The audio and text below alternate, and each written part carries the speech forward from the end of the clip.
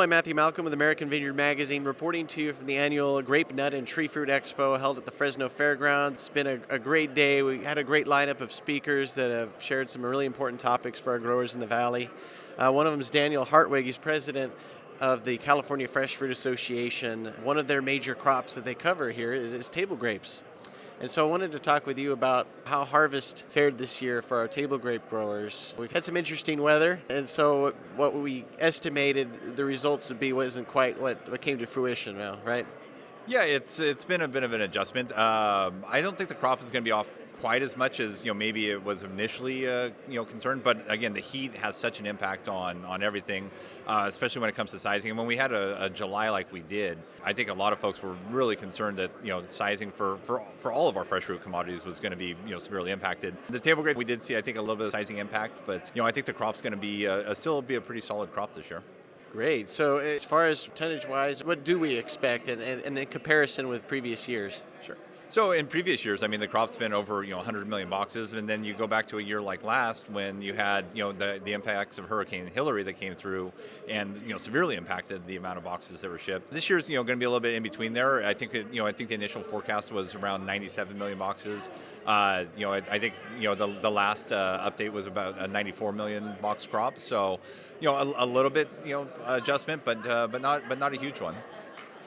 Well, good. And I know last year with the hurricane, it also brought in a lot of fruit flies and problems with that, which we didn't have as much of an issue with this year, right? Yeah, thank God we didn't have those issues because last year we dealt with record numbers of fruit flies throughout the state.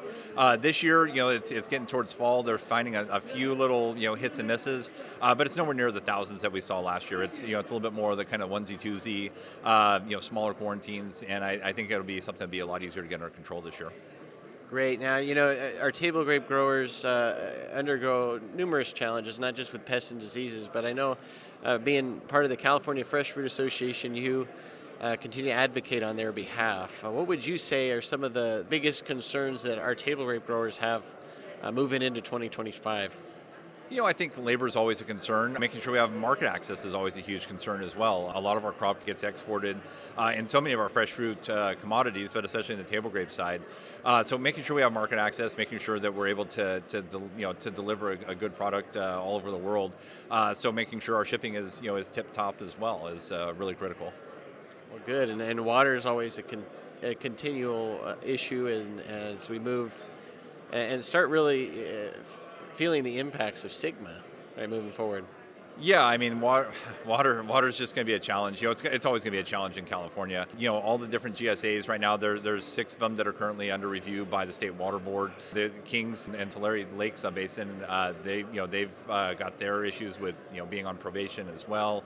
And then the lawsuits that they're dealing with, that still kind of remains to be seen what will happen there with regards to how the judges will rule on that case. But there are still 4 more subbases that still have to be solved, and it's just going to continue to be an issue. But every GSA is going to come up with their rules, and they're going to, again, the idea behind Sigma was local control, and we want to just always make sure that we can be, the local folks can control it as much as possible because they really know the growers and they really know the conditions of those subbasins. It's just critical that we maintain that local control. Our state government doesn't need any more power than they already have. So, yeah, absolutely. Well, thank you so much, Daniel. Appreciate you sharing their State of the Table Grape and Tree Fruit Industry address here today at the Grape, Nut, and Tree Fruit Expo. Read more about it in our publications. I'm Matthew Malcolm, CaliforniaAgNet.com.